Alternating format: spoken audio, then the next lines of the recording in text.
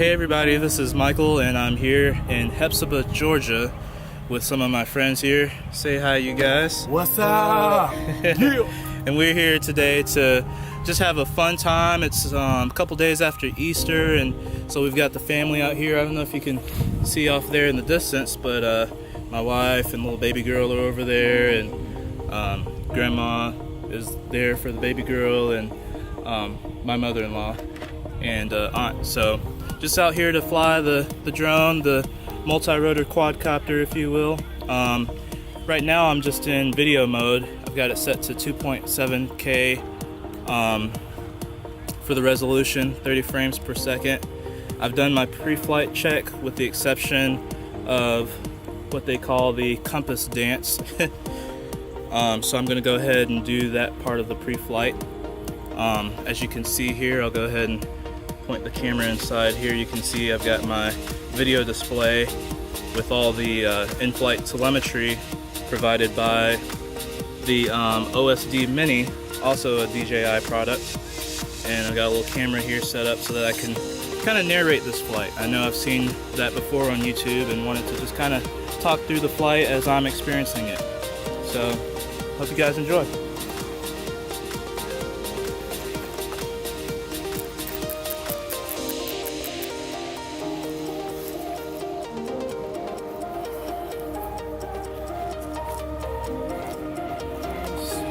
Green lights, this,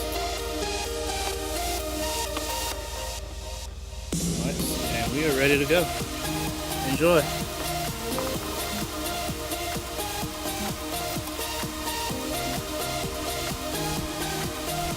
Okay, right now I'm flying in GPS mode so that I don't have to worry too much about position hold. I like to fly in GPS mode, especially when it's not windy. And I see that I've got 12 satellites locked in at 96% battery life, so I'm good to go there. I've got my red light going so that I know I'm recording. And anybody have the time check? What time of day is it? It's 7:24.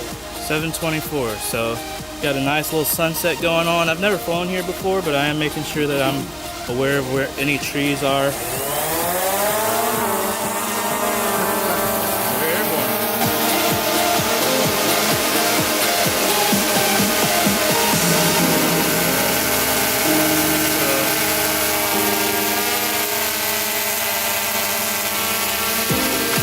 Now the sound of the rotors are still nearby because I'm only at a height of 10 meters and the distance equivalent to that, 10 meters.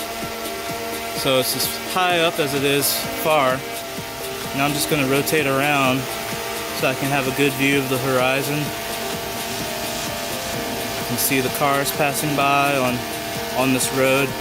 Again, this isn't home for me. This is home for my wife, where she's from, out here in Blythe / Hephzibah, Georgia, not far from Augusta. Interesting little thing in the news right now. Some people love drones, they love these multi-rotors and the capabilities that these aerial platforms can do, but they tested them out for the Augusta Nationals, which is in a couple days, and they decided that they did not want to allow them for use during the Masters. And so there's a blackout zone all around, there's a no-fly zone all around Augusta, the actual city limits, from the week before the Masters all the way through like a week after the Masters.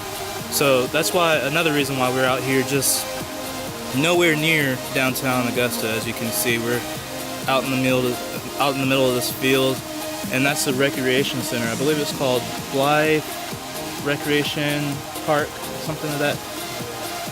But it's a beautiful day. I love being out here in nature. It's one of my favorite ways to fly, just because you don't have to worry as much about, you know, your surroundings, or especially a day like this. I know I've got my friends and family here, so I know I don't have to worry about people running up and, you know, distracting me or anything like that. I've got people that I trust.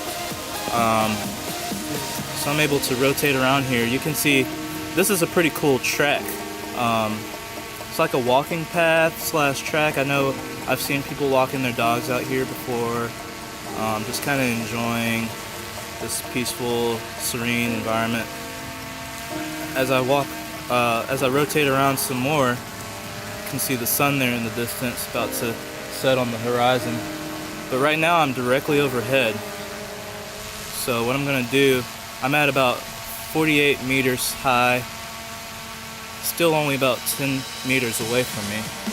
So as I descend, I can, as you can see, look in my viewfinder and look back at line of sight to see where the copter is. You're only going to see the green LED lights on this copter indicating where the rear is, because I've got the front ones, the red ones, blocked out. Because a lot of you who fly know that if you're flying at night, the red light from the LEDs can actually illuminate into the screen, making it hard to actually see anything besides red, the red glow from the LED lights on the video screen coming into the lens. So right now I don't usually fly behind me, but I am going to fly behind me just so that the sun can point more at what it is that I'm shooting, especially as the sun goes down upon the hill. And if I could get Mikkel to point the camera back at me with the same kind of framing, just rotate this around. Yeah, just kind of same angle as before. Thank you. And that's going to allow me to see the video screen a little bit better because my head is in the shadow. So right now, let's say I was getting some video for this recreation center and they wanted a particular shot. If I was doing video, I'd probably do something to where I started down below this playground area a little bit, so that way I could do a reveal shot. And for any type of cinematic shots, you really want to maintain line of sight, I believe, from everyone that I've talked to as well. To really be able to do a one-person, single-operator cinematic shot, you're going to have to be able to see the shot, the copter. So as I'm flying forward, I'm looking back in the screen, making sure I'm getting the shot that I like, and then I'm going to kind of fly up and over that playground area to do a reveal shot. So everybody over there is probably looking up like, well, you know, so that's kind of fun and interesting. People are curious whenever they see something like this. It's very much so out of the ordinary. So as I tilt down the camera, you can see the folks playing. You can see that somebody's come to the park just to hang out and enjoy. I'm gonna move the camera a little bit closer to me. Got a lot of trucks passing by and things. Noisy, so again, I'm just kind of looking around, and have I got everything in perspective? Thanks, Mikkel. And so if I was doing like a search and rescue, one of the other great things about these drones, these aerial multi-rotor platforms, is you can really see what's going on. So I'm just kind of flying away, going to tilt the camera back to keep everything in the shot.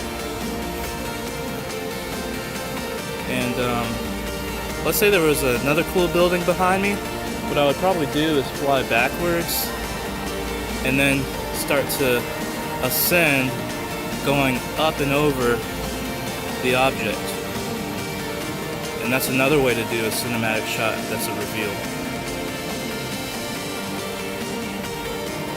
So you can see my height right now has increased greatly. I'm up to 40 meters, 52 feet away from me, 52 meters away from me. This is 9 minutes and 44 seconds into the recording, so probably about the same amount of flight time because I got airborne pretty quickly after hitting the record button. But nonetheless, I'm making sure to monitor my battery life, which is at 56%, 55.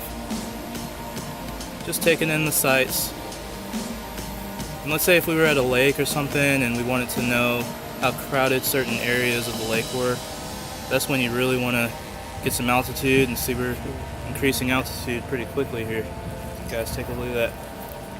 Wow. So you can see pretty quickly it'll climb up to now 76, 80 meters and climbing to the point where now the sound of the aircraft is pretty much dissipating. Can't even hardly hear it now. I'd say 130 meters high, you can barely hear it. And as I tilt down for perspective, you can see the playground area. And here we are over here by this tree. Don't know if you can see us. Batman, baby. Yeah. Look, up in the sky. I guess that's more of a Superman thing. But I don't know too much of the geography. I think my wife is a little camera shy, or else she'd be over here telling me what the name of these roads are and stuff. But this is really close to where we came from. We just all piled into our vehicles and came out to have some fun at the park, which is perfect because we had just finished watching movies and hanging out at the house. But again, looking up to maintain visual line of sight, make sure I'm out in front of me. By the way, I was looking at a YouTuber who had posted a flight video about why they had lost signal when they weren't really that far from them. One of the things I think you should be careful is to note what direction your antenna is facing, especially if you're flying directly overhead. They say that your signal is more prone to drop out if you're flying directly overhead, because with these 2.4 gigahertz signal, it's basically spreading out. So as it grows, it's like a pizza shape, like with the point of the pizza close to you. So sometimes it's better to not be directly overhead for the sake of the signal strength even.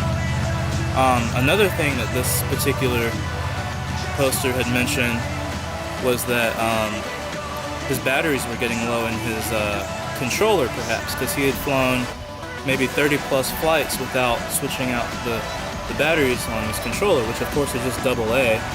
But still, that's why I like to have rechargeables, so that I know that after, maybe just a handful of flights, I'm going to go ahead and recharge the batteries again, just to be safe. So as I come down for descent, I'm doing that thing where I look up at the craft, look down at the monitor, up at the craft, down at the monitor, just to make sure that nobody, no cars, no people are coming to get within the view or in the landing path. So one more time, I'll give like a low altitude flyby, just for practice. I'm gonna go from left to right, trying to keep the subject within view. So just kind of rotating around the subject, keeping an eye on where everything is. That's so neat, man. Yeah, and again, the H3 3D gimbal on this aircraft really does a great job of smoothing out all the imperfections of the flight.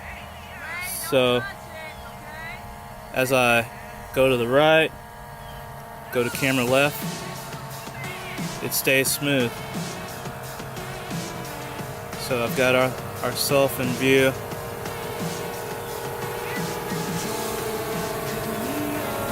We're 10 meters away.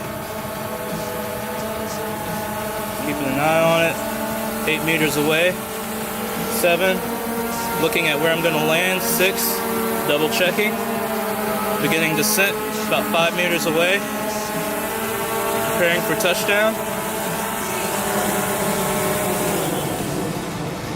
And flight is complete. Thanks for watching. Hope you enjoyed. Let me know in the comment section and I'll try to provide more videos in the future.